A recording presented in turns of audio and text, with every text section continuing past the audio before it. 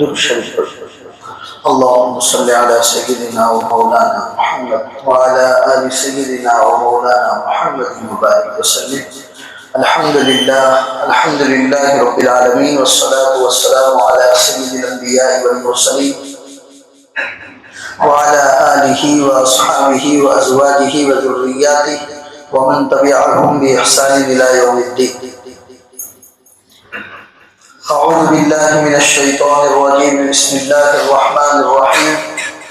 محمد رسول الله والذين معه أشداء على الكفار رحماء بينهم تراهم ركعا سجدا يبتغون فضلا من الله ورضوانا إلى آخر الآية. وقال النبي صلى الله عليه وسلم أصحابي كالنجوم فبأيهم اقتديتم اهتديتم. صدق الله العظيم وصدق رسوله النبي الكريم ونحن على ذلك لمن الشاهدين والشاكرين والحمد لله رب العالمين. میرے محترم دینی بھائی، پچھلے کئی جمعہ سے ہم سب نبی پاک صلی اللہ علیہ وسلم کی سیرت مبارکہ کو سن رہے ہیں. اللہ تعالیٰ اسی کے مطابق ہم کو زندگی گزارنے کی توفیق عطا فرمائے. گزشتہ جمعہ کو ہم نے محمد کے نام کی برکات کے متعلق بھی سنا. اللہ ہمیں بھی محمد کے نام کی برکات عطا فرمائے اور ہماری اولادوں میں بچوں میں وہ نام زیادہ سے زیادہ رکھنے کی توفیق عطا فرمائے. ابھی قرآن کریم کی ایک آیت اور نبی پاک صلی اللہ علیہ وسلم کا ایک فرمان آپ کے سامنے پڑھا. یہ 26ویں پارے کی سورۃ الفتح کی آخری آیت، جس میں اللہ خود فرماتے ہیں کہ محمد الرسول اللہ، محمد اللہ کے رسول ہیں. آیت کی اس پہلے جز میں ہم سب کو اللہ کے رسول کی رسالت کو سمجھایا. میں پہلے بھی بتا چکا ہوں کہ کلمہ طیبہ لا الہ الا اللہ محمد الرسول اللہ میں جتنا امپورٹنٹ، جتنی اہمیت لا الہ الا اللہ کو ہے، اتنی اہمیت محمد الرسول اللہ. نعوذ باللہ، ہزار مرتبہ نعوذ باللہ. کوئی آدمی اگر یہ کہے کہ میں صرف لا الہ الا اللہ کو مانتا ہوں، محمد الرسول اللہ کو نہیں مانتا ہوں، تو وہ ایمان والا نہیں. یہ دونوں چیزیں، کلمے کی یہ دونوں چیزیں اہمیت کی حامل ہیں. لا الہ الا اللہ میں یہ سمجھایا گیا کہ اللہ کے علاوہ کوئی معبود نہیں، چاہے وہ دنیا کا کتنا ہی بڑا آدمی ہے. اور محمد الرسول اللہ میں یہ سمجھایا گیا کہ محمد ہی ہمارے آخری نبی، آخری رسول ہیں. آپ کے بعد کوئی نبی اس دنیا میں نہیں آئے گا. آپ کی رسالت، آپ کا پیغام، آپ کا لایا ہوا قرآن اور اس کی تعلیمات صبح قیامت تک یہی چلتا رہے گا.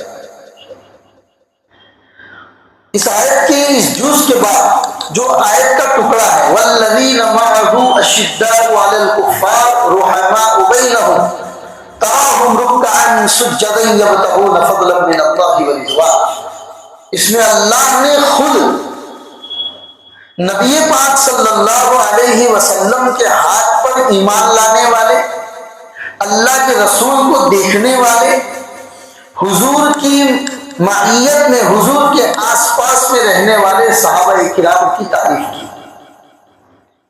کیونکہ اس کائنات میں اللہ اور اللہ کے بعد اس کے تمام نبی، اللہ اور اس کے انبیاء کے بعد اس کائنات میں، اس سرزمین پر اگر کوئی سب سے زیادہ بابرکت اگر کوئی ہے تو وہ صحابہ کی جگہ ہے. صحابہ کی تعریف اللہ نے خود کی. ہم پہلے قرآن کریم کی اس آیت کا ترجمہ اور معنی سمجھ لیتے. اللہ فرماتے ہیں محمد اللہ کے رسول ہے.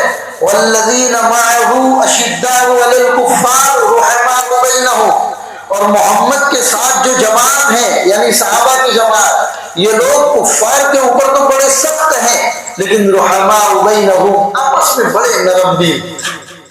پھر ان کی یہ صفت بیان کی تراہم رکعا سجدا یبتغون فضلا من اللہ ورضوانا. ان صحابہ کو تم دیکھو گے جو کبھی رکوع کی حالت میں ہیں، کبھی سجدے کی حالت میں ہیں. اور ایسا کیوں ہے؟ اس لیے کہ وہ اللہ کا فضل، اللہ کی رضامندی چاہتے ہیں. صحابہ کی یہ عادتیں، یہ صفات اللہ نے حضرت موسیٰ پر جو تورات اتاری تھی اس میں بھی بیان کر دیا کہ آخری نبی آئیں گے اور آخری نبی کے ساتھ جو جماعت ہوگی جن کو صحابہ کی جماعت کہا جائے گا، ان کے اندر یہ صفات پائے جائیں گے، یہ اللہ نے توریت میں بیان کر دیا۔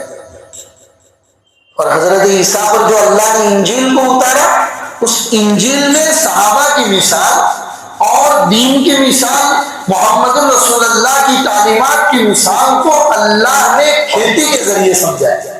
كزرع أخرج شطأه فآزره فاستغلظ فاستوى على سوقه يعجب الزراع ليغيظ بهم الكفار۔ بڑے پیارے انداز میں اگزامپل دے کر اللہ نے سمجھایا کہ جیسے کسان اپنے کھیت کے اندر دانہ ڈالتا ہے، اس دانے کی چھوٹا سا دانہ ہے، اس کی کوئی حیثیت نہیں، کسان نے اس کو مٹی کے نیچے دبا دیا، اب اللہ کی قدرت کام کرتی ہے کہ اسی دانے میں اللہ وہ طاقت پیدا کرتے ہیں کہ اس میں سے ایک چھوٹا سا پودا اس دانے کو چیر کے نکلتا ہے، اس کے اوپر مٹی لگی ہوئی ہے، زمین ہے، لیکن وہ پودا کہ جس کو ایک بچہ بھی مسل سکتا ہے، اللہ نے اس میں وہ طاقت دی کہ وہ پودا زمین کو پھاڑ کر چیر کر باہر آتا ہے۔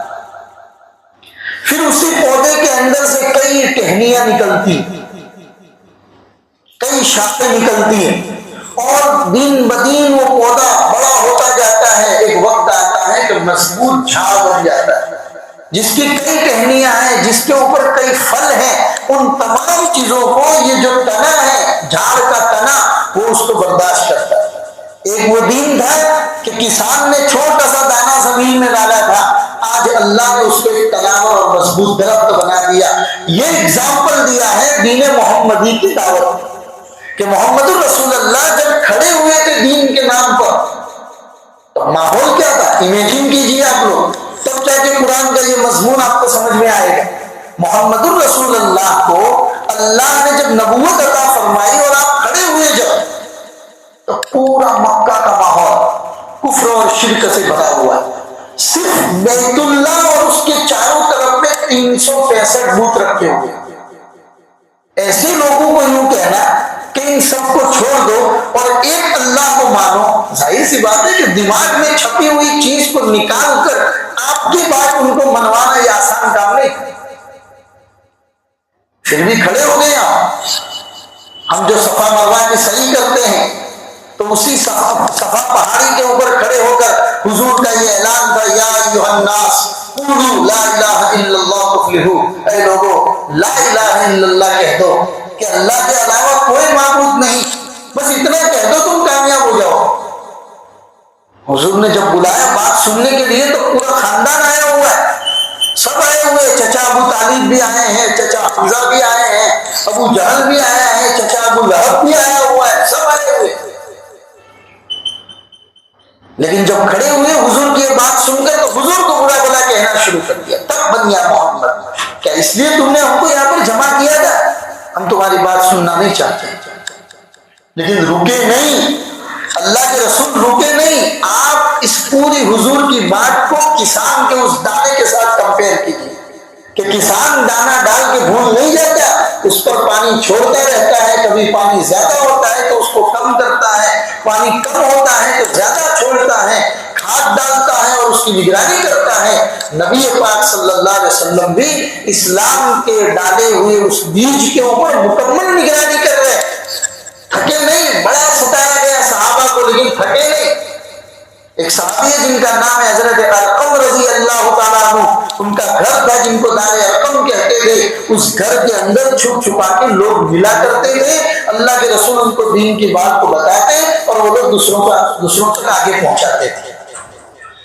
حضرت علی خود فرماتے ہیں کہ ایک آدمی نیا نیا اسلام میں داخل ہوا، وہ مجھ سے کچھ دین کی بات پوچھنا چاہتا تھا، لیکن اگر راستے چلتے ہوئے پوچھتا اور کفار اگر اس کو دیکھ لیتے تو اس کو مارتے، تو ہم لوگ دین کی بات کس طرح بتاتے تھے؟ حضرت علی فرماتے ہیں میں نے اس آدمی کو کہا کہ چلتے چلتے سڑک کے کنارے پر پیشاب کرنے کے بہانے سے میں بیٹھ جاؤں گا، تم میرے پاس میں بیٹھ جانا، وہاں پر میں بیٹھے بیٹھے تم کو دین کی بات بتا دوں، کیونکہ بڑا ظلم کرتے تھے مشرکین مکہ، جن کے ظلم و ستم کے واقعات میں نے اور آپ نے کئی پڑھے ہیں۔ صحابہ حضرت بلال حبشی کو جو تکلیفیں پہنچائی گئی، حضرت خباب ام عمار کے غلام تھے. چنانچہ اسلام لانے کے بعد حضرت عمر فرماتے ہیں کہ ایک مرتبہ میں نے ان کا کرتا اونچا کر کے ان کی پیٹھ کو دیکھا تو میری آنکھوں میں آنسو آ گئے اور میں نے کہا کہ خباب خدا پاک کی قسم کہ اتنی سخت پیٹھ میں نے آج تک کسی کی نہیں دیکھی، آخر کیا ہوا؟ تو حضرت خباب کہتے ہیں کہ ام عمار مجھے انگاروں کے اوپر لٹاتی تھی اور لٹانے کے بعد اسے انگاروں کے اوپر مجھے گھسیٹتی تھی. کبھی کبھی لوہے کی خود مجھے پہنا کر دھوپ کے اندر، مکہ کی تپتی ہوئی دھوپ کے اندر مجھے چھوڑ دیتی ہے. ایسے کئی صحابہ ہیں. حضرت عمار، ان کی اماں حضرت سمیہ رضی اللہ تعالیٰ عنہا جو اسلام کی پہلی شہیدہ، اسلام کی پہلی شہیدہ، ان کو باندھ دیا گیا پتھروں سے. اللہ کے رسول وہاں سے گزر رہے ہیں، چاہنے کے باوجود کوئی ہیلپ، کوئی مدد نہیں کر پا رہے. حضور نے فرمایا کہ سمیہ تھوڑا برداشت کر لو، اللہ نے تمہارا ٹھکانہ جنت میں بنا کے رکھا. حضرت سمیہ نے یہ بات سنی تو ان کے اندر برداشت کی اور زیادہ طاقت آ گئی. ان کی برداشت کو دیکھ کر ابو جہل سے رہا نہیں گیا، اس نے آپ کو نیزہ مار کے شہید کر دیا. یہ اسلام کی پہلی شہیدہ. یہ صحابہ کرام ہیں، ان کی یہی قربانیاں میرے بھائیوں. تھوڑی دیر آپ سوچ لیجئے، نعوذ باللہ نعوذ باللہ، اللہ کے رسول جب دین کی دعوت لے کر اٹھے اور یہ صحابہ کی جماعت نے اگر ان کا ساتھ نہ دیا ہوتا تو آج ہم لوگ یہ جو اجلے نظر آتے ہیں وہ نظر نہ آتے. دین کی یہ باتیں آج ہم تک پہنچی ہیں، یہ قرآن، یہ حدیثیں اور یہ دین کی کتابوں کے بڑے بڑے انبار، یہ ہم تک جو پہنچا ہے وہ کبھی بھی نہ پہنچا. یہ انہی کی قربانیاں تھی. سب کچھ اللہ کے رسول پر نچھاور کرنے کے لیے تیار. ایک مرتبہ غزوہ تبوک میں اللہ کے رسول نے حکم دیا کہ تمام لوگوں کو غزوہ تبوک میں چلنا ہے. 3 صحابہ تھے، مرارہ بن ربی، کعب بن امیہ، کعب بن مالک، ہلال بن امیہ. یہ 3 صحابہ کھجوروں کے پکنے کا زمانہ تھا تو کسی وجہ سے اللہ کے رسول کے ساتھ جنگ میں نہیں پہنچ پائے. اللہ کے رسول نے ان سے ناراضگی کا اظہار کر دیا، بات کرنا بند کر دیا. وہ 3 صحابہ خود اپنا واقعہ بیان کرتے ہیں کہ وہ دین ہماری زندگی کے اتنے کٹھن دن تھے کیونکہ رسول اللہ ہم سے بات نہیں کر رہے.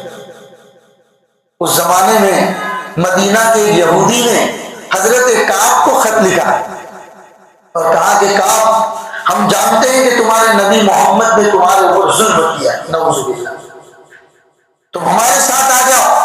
ارے تم تو سردار بننے کے قابل ہو، ہم تمہیں سردار بنائیں گے، ہم تمہیں اتنا مال دیں گے، چھوڑ دو محمد کا ساتھ. یہ خط ایک یہودی نے حضرت کعب بن مالک کو لکھا.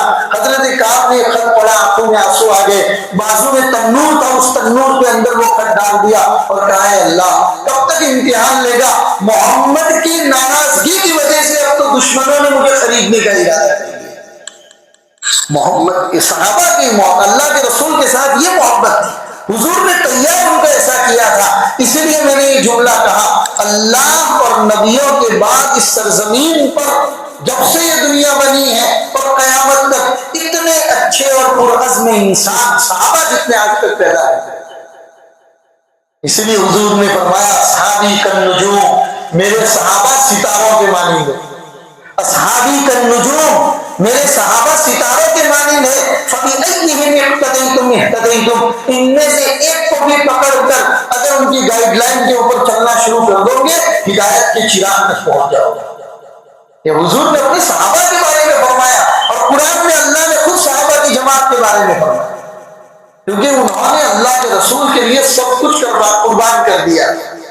اس لیے اگر کوئی نیا آدمی کوئی مجھے پوچھتا ہے کہ محمد کون ہے اور محمد کے صحابہ کون ہیں تو میں آسان انداز میں اس کو سمجھاتا ہوں، محمد الرسول اللہ قرآن کی تفسیر ہے اور صحابہ محمد کی زندگی کی تفسیر.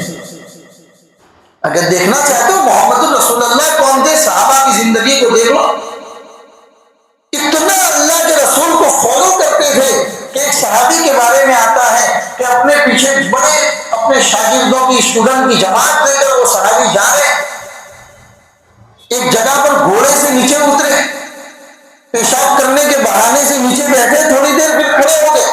ان کے کسی شاگرد نے پوچھا کہ آپ کو پیشاب نہیں کرنا تھا تو پھر آپ گھوڑے سے اترے اور بیٹھنے کی نقل کی اور دوبارہ آپ گھوڑے کے اوپر جا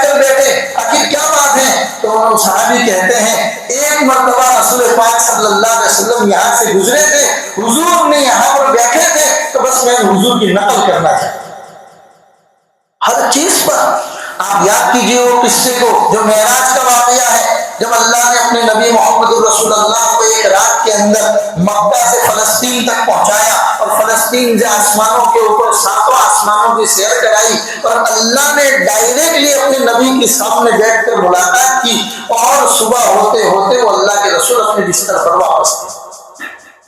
یہ اللہ کے رسول کا معجزہ تھا، جس کو ہم قرآن کریم کے 15ویں پارے میں پہلی آیت سبحان الذی اسری بعبدہ لیلا من المسجد الحرام الی المسجد الاقصی، حضور نے جب صبح آ کے اپنے پورے معراج کے قصے کو مشرکین مکہ کو سنایا تو انہوں نے حضور کا مذاق بنانا شروع کر دیا۔ کیا آپ جانتے ہیں کہ مکہ سے فلسطین کا علاقہ اتنے 1000 کلومیٹر کا ہے، اور آپ ایک رات میں فلسطین جا کے واپس آ گئے؟ حضور کا مذاق اڑانا شروع کر دیا۔ انہی میں سے ایک آدمی چلتے چلتے حضرت ابوبکر صدیق سے ملا اور کہا اے ابوبکر، ہم تم سے ایک سوال کرتے ہیں، کیا کوئی آدمی ایک رات میں فلسطین جا کے واپس آ سکتا ہے، مسجد اقصی جا کے واپس آ سکتا ہے؟ تو حضرت ابوبکر صدیق نے کہا نہیں آ سکتا۔ کہا تمہارے دوست محمد اس طرح کی باتیں کرتے ہیں۔ ابھی وہ پورا بولا بھی نہیں تھا کہ ابوبکر صدیق نے کہا کہ اگر محمد نے کہا ہے تو جا کے آ سکتا ہے۔ اگر محمد نے یہ بات کہی ہے، دنیا کہتی میں نہ مانتا، محمد نے اگر یہ بات کہی ہے تو محمد کی بات سچی ہے۔ اسی لیے نبی پاک صلی اللہ علیہ وسلم نے فرمایا اگر کسی نے مجھ پر احسان کیا ہے، میں نے ہر ایک کے احسان کا حق ادا کر دیا۔ ابوبکر کے احسانات جو مجھ پر ہے میں نے حق ادا نہیں کیا، اس کا حق تو اللہ ہی ادا کرے۔ یہ صحابہ کی جماعت تھی، اللہ نے ان کے دلوں کو ایسا بنایا تھا، جس کو قرآن 26ویں پارے میں کہتا ہے کہ اشداء علی الکفار، اپنے مد مقابل کے لیے تو یہ انتہائی شیشہ پلائی ہوئی دیوار اور بالکل تیز تلوار کی طرح تھے، لیکن آپس میں ایک دوسرے کے لیے انتہائی رحمدل۔ نبی پاک صلی اللہ علیہ وسلم مکہ فتح کرنے کے لیے گئے ہوئے تو اللہ کے رسول کے چچا حضرت عباس نے ابو سفیان کو پناہ دی۔ ابو سفیان کو پناہ دی، اپنے گھوڑے پہ بٹھایا اور اللہ کے رسول کے پاس لے جانے لگے۔ حضرت عمر نے دیکھ لیا، حضرت عمر تلوار لے کے پیچھے گئے کہ ناپاک آدمی میرے رسول کے گھوڑے پہ کیوں بیٹھا ہے؟ تب تک انہوں نے گھوڑا تیز کر دیا اور اللہ کے رسول کو جا کر کہہ دے کہ بھتیجے پیچھے عمر آ رہا ہے، اگر تم نے پناہ نہیں دی تو اب تک ابو سفیان کو مار ڈالے گا۔ اللہ کے رسول نے بٹھا دیا ابو سفیان کو اپنے پاس۔ حضرت عمر دوڑے دوڑے آئے اور کہنے لگے یا رسول اللہ، اس نے تو اسلام کو اتنا نقصان پہنچائے اور یہ آپ کے سامنے آپ کے خیمے میں بیٹھا ہوا ہے، مجھے اجازت دیجیے میں اس کی گردن الگ کر دیتا ہوں۔ حضور نے فرمایا عمر ٹھنڈے ہو جاؤ، میں نے اس کو پناہ دے دی۔ اس وقت حضرت عباس بولے کہ اے عمر، یہ ابو سفیان ہمارے خاندان کا آدمی ہے، اگر تمہارے خاندان کا آدمی ہوتا تو تم اس طرح تلوار لے کے دوڑتے؟ تو حضرت عمر نے تلوار پھینک دی اور کہا کہ اے اللہ کے رسول کے چچا، خدا پاک کی قسم، میرا باپ جب ایمان لایا تھا تو مجھے اتنی خوشی نہیں ہوئی تھی جتنی خوشی آپ کے ایمان لانے سے ہوئی تھی، کیونکہ آپ اللہ کے رسول کے چچا ہو۔ آپ کے اسلام لانے سے محمد رسول اللہ کے چہرے پر مسکان آ گئی تھی۔ اس دن جتنا میں خوش ہوا تھا اتنا تو میں اپنے باپ کے ایمان لانے پر بھی خوش نہیں ہوا۔ یہ تھی محمد رسول اللہ کے ساتھ ان کی محبت۔ تو صحابہ کی جماعت کو ایسے ہی نہیں کہا گیا کہ اس سرزمین پر، اس روئے زمین پر ان سے زیادہ بابرکت لوگ آج تک پیدا ہی نہیں، بڑے بابرکت لوگ تھے میرے بھائی۔ اسی لیے صحابہ کی شان میں کبھی بھی گستاخی نہ کرو۔ صحابہ ایک مقدس جماعت تھی، اللہ نے خود قرآن مقدس کے اندر ان کی تعریف فرمائی ہے، لہذا صحابہ کے بارے میں کبھی بھی اپنی زبان سے کوئی نازیبا الفاظ ہرگز نہیں نکلنا چاہیے، جن کے بارے میں اللہ نے خود ٹھپا لگا دیا رضی اللہ عنہم ورضوا عنہ، اللہ ان سے راضی ہو گیا اور یہ اللہ سے راضی ہو گیا۔ انہوں نے تو اپنا ٹھکانہ جنت میں بنا دیا ہے، بات میرے اور آپ کی ہے، ابھی تک ہمارا ٹھکانہ مضبوط نہیں ہوا جنت کے اندر۔ کیا معلوم موت کے وقت اللہ ایمان پر باقی رکھتا ہے کہ نہیں رکھتا؟ ایمان سلامت ہے حساب کتاب برابر ہے تو جنت میں ٹھکانا ہے، اور اگر نہیں ہے میرے بھائیوں تو فکر کرنے کی ضرورت ہے۔ صحابہ وہ جماعت تھے۔ آپ کو اسلام کی 2 جنگوں کے بارے میں پتا ہوگا۔ ایک جنگ ہے جس کا نام ہے جنگ جمل، جو حضرت علی اور حضرت عائشہ کے بیچ میں ہوئی تھی۔ وہ کیوں ہوئی تھی، کیا وجہ رہی تھی؟ مسلمان ہی آپس میں لڑے تھے، ایک لمبی تاریخ ہے، آپ نہیں بھی جانتے تو کوئی جاننا بھی ضروری نہیں۔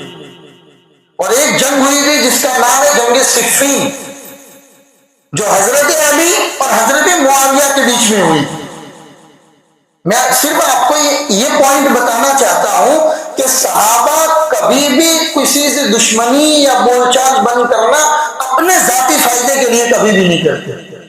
یہ جتنے مخالف کے اوپر مضبوط تھے اور پہاڑ کی طرح تھے، آپس میں اتنے ہی نرم دل۔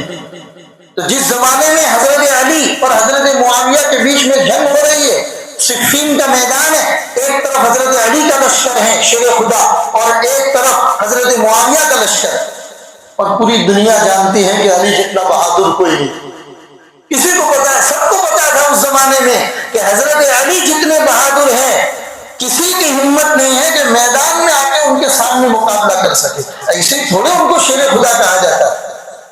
چنانچہ شاہ روم نے آپس کی اس لڑائی سے فائدہ اٹھانا چاہا، جو انگریز کا کام رہا ہے ہمیشہ، ڈیوائڈ اینڈ رول، لڑاؤ اور حکومت کرو، آپس میں لوگوں کو لڑاؤ، اور 2 بلیوں کی لڑائی میں کتا فائدہ اٹھا جاتا ہے۔ تو یہ کام شاہ روم نے کرنے کی کوشش کی اور حضرت معاویہ کو خط لکھا، اے معاویہ، ہم جانتے ہیں کہ تمہارے مقابل میں حضرت علی ہے اور تم علی کا مقابلہ نہیں کر سکتے، اگر تم کہو تو پیچھے سے ہم تمہیں بیک سائڈ سے مدد کرتے ہیں، مدد لے کر آتے ہیں اور حضرت علی کو شکست دے دیتے ہیں۔ حضرت معاویہ نے اس خط کے پیچھے ہی حصے کے اندر ایک جواب لکھا، اور جو خط لے کر آیا تھا اس کو کہا، اگر میسنجر کو مارنا برا نہ ہوتا تو میں ابھی تمہاری گردن اڑا دیتا، لیکن تم ایک پوسٹ مین ہو، ایک میسنجر ہو، اور اس کو مارنا ہمارے اسلام میں اجازت نہیں ہے، اس لیے میں تمہیں چھوڑ دیتا ہوں۔ البتہ میرا جواب اس خط کے پیچھے لکھا ہوا ہے۔ شاہ روم کو حضرت معاویہ نے یہ خط لکھا، اے روم کے کتے، سن لے، علی میرا چچا زاد بھائی ہے، اگر تمہیں علی کی طرف آنکھ اٹھا کر بھی دیکھا تو مقابلہ کرنے کے لیے جو لوگ کھڑے ہوں گے اس میں معاویہ پہلے ہو۔ جنگ کے میدان میں جواب لکھ رہے ہیں، حالانکہ حضرت علی سے لڑنے کے لیے میدان میں کھڑے۔ حضرت ابو ہریرہ، آپ لوگ بہت سا نام سنتے، حضرت ابو ہریرہ، ان کی بہت ساری حدیثیں ہم لوگ سنتے۔ حضرت ابو ہریرہ کے بارے میں آتا ہے کہ نماز حضرت علی کے پیچھے پڑھتے تھے اور کھانا حضرت معاویہ کے لشکر میں جاتے تھے۔ کسی نے کہا کہ بڑے ڈبل ڈول والے آدمی ہو آپ، تو کھانا کھانے کے لیے حضرت معاویہ کے لشکر میں جاتے ہو اور نماز پڑھنے کے لیے حضرت علی کے پیچھے آتے ہو، ایک ہی میدان میں دونوں لشکر ٹھہرے ہوئے ہیں۔ تو کہا معاویہ پہلے سے ہی روم وغیرہ کے علاقے میں رہتے ہیں تو کھانا پینا وہاں بہت عمدہ ہوتا ہے، لیکن جہاں تک بات ہے نماز کی، تو نماز پڑھنے کا مزہ جو علی کے پیچھے ہے وہ کسی اور کے پیچھے نہیں آتا۔ آج کل کے زمانے میں اگر کوئی ہوتا ہے تو ڈبل ڈھولکی اور کیا کیا اس کو لقب دے دیا جاتا ہے، لیکن صحابہ کے دل آپس میں بڑے صاف تھے ایک دوسروں کے لیے میرے بھائیوں۔ لہذا اللہ تبارک و تعالیٰ ان کی زندگی سے ہم سب کو سبق لینے کی توفیق عطا فرمائے۔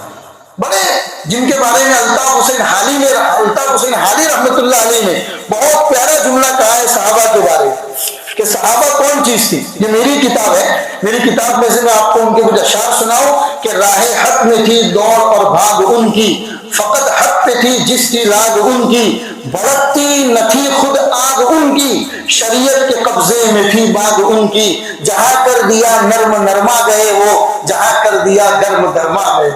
وہ صحابہ تھے، اللہ ہمیں ان کے نقش قدم پر چلنے کی توفیق عطا فرمائے، جن کے بارے میں علامہ اقبال نے بہت پیارا اشعار کہا ہے کہ اگر میں چاہوں تو نقشہ کھینچ کر الفاظ میں رکھ دوں، اگر میں چاہوں تو نقشہ، صحابہ کے بارے میں، اگر میں چاہوں تو نقشہ کھینچ کر الفاظ میں رکھ دوں، مگر تیرے تخیل سے فضول تر ہے یہ نظارہ، تیرا دماغ صحابہ کی زندگی کو سمجھ نہیں سکتا۔ کیوں؟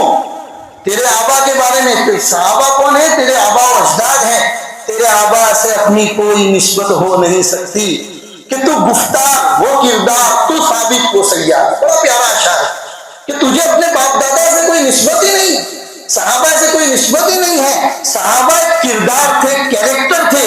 تو صرف ایک بات کرنے والا آدمی بن کر رہ گیا. تیرے پاس کیریکٹر نہیں ہے صحابہ والا, تیرے پاس صحابہ والا کردار نہیں ہے. تو صرف وہ بات کرتا ہے, وہ خود ایک کردار تھے. تو گفتار وہ کردار, تو صادق وہ سیارہ. تو اپنی جگہ پر ایک لیزی مین کی طرح پڑا ہوا ہے, اور وہ پوری دنیا کے اندر گھوم کر اللہ کے رسول کے دین کو پہنچانا چاہتا ہے. لہذا صحابہ ایک مقدس ترین جماعت ہے میرے بھائیوں. کبھی بھی ان کی شان میں ہماری ذات سے گستاخی نہیں ہونی چاہیے. اللہ کے رسول نے صاف فرما دیا, میرے صحابہ ستاروں کے مانند ہیں, ایک کو بھی پکڑ کر اگر ان کے کہے ہوئے احکام کے مطابق چل لو گے منزل تک پہنچ جاؤ گے. اللہ ہمیں محمد رسول اللہ کی سنتوں اور طریقوں اور صحابہ کی زندگی کو اپنی زندگی بنانے کی اور اسی کے مطابق عمل کی توفیق عطا فرمائے. ضروری اعلان یہ تھا کہ آپ لوگ دیکھ رہے ہیں کہ پچھلے کئی دنوں سے وقف وغیرہ کی چیزوں کے مسائل کھڑے ہو رہے ہیں. ہم لوگ اتنے لیزی ہیں, ہم لوگ اتنے سست ہیں کہ ہماری مسجدیں, ہماری درگاہیں اور اسی طریقے سے ہمارے مکاتب جو بھی ہماری وقف کی ہوئی چیزیں ہیں, رجسٹریشن وغیرہ کرانے کے معاملے میں ہم لوگ بہت پیچھے رہ گئے ہیں. لہذا کئی ناپاک لوگ ہماری زمینوں کے اوپر قبضہ کرنا چاہتے ہیں.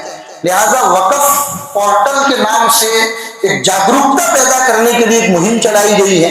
خود حکومت نے ہم لوگوں کو ہیلپ کی ہے کہ ہماری طرف سے آدمی مہیا ہوں گے تاکہ تم لوگ اب تک جن جن چیزوں کا رجسٹریشن نہیں کروا پائے ہو ان کا رجسٹریشن کرواؤ. چنانچہ بھروچ ضلع کو لے کر گزشتہ کل آمود کے اندر ایک بہت بڑا پروگرام بھی رکھا گیا تھا. بائی پاس سے گاڑیاں اور بسوں کا انتظام کیا گیا تھا تاکہ آپ لوگ وہاں پر پہنچو, کیونکہ دو سینئر وکیل, ہائی کورٹ کے دو سینئر وکیل وہاں پر پہنچے تھے تاکہ وہ لوگوں کو صحیح طور پر بالکل بڑی LED لگا کر ہر چیز کی رہنمائی کی گئی. کچھ لوگ ہم لوگ نہیں پہنچ پائے, لہذا اس کمی کو دور کرنے کے لیے آئندہ کل 18 اکتوبر کو ملت نگر کے اندر جمعیت علماء بھروچ اور اسی طریقے سے کفن دفن کمیٹی جو ملت نگر کی ہے, وہاں پر ان کے بازو میں جو ان کی آفس ہے ایک پروگرام رکھا گیا ہے. خاص طور پر ہمارے وہ نوجوان بچے جو کمپیوٹر چلانا جانتے ہیں وہ لوگ وہاں پر پہنچے, رجسٹریشن کرانے کی جو پوری ایکٹیویٹی ہے اس کو اچھے طریقے سے سمجھے اور اپنی قوم کے لیے کام کرنے کے جذبے سے آگے آئے, تاکہ جہاں کہیں پر ہماری مسجد ہے, مدرسہ ہے, درگاہ ہے, قبرستان ہے, یا جو بھی ہماری چیزیں ہیں جو وقف کی ہوئی ہمارے باپ دادا یا ہمارے بڑوں نے, تو ان کی حفاظت ہو, ناپاک لوگ وہاں پر قبضہ نہ کر پائے. ان چیزوں کی حفاظت کے لیے ہمارے نوجوان آگے آئے. کل ملت نگر کے اندر آپ لوگ پہنچے, وقت کو مجھے پتا نہیں ہے ظہر بعد ہے یا مغرب بعد ہے شاید, تو وہاں ملت نگر کفن دفن کمیٹی اور جمعیت علماء بھروچ کی طرف سے وہ انتظام کیا گیا. نوجوان وہاں پر پہنچے, پوری چیز کو سمجھے, پوری پروسیس کیا ہے اس کی, اور آگے اپنی ملت کی خدمت کے لیے آگے. اللہ ہم سب کو کہنے سننے سے زیادہ عمل کی توفیق عطا فرمائے. وصلی اللہ علی النبی الکریم وعلی آلہ واصحابہ اجمعین برحمتک یا ارحم الراحمین.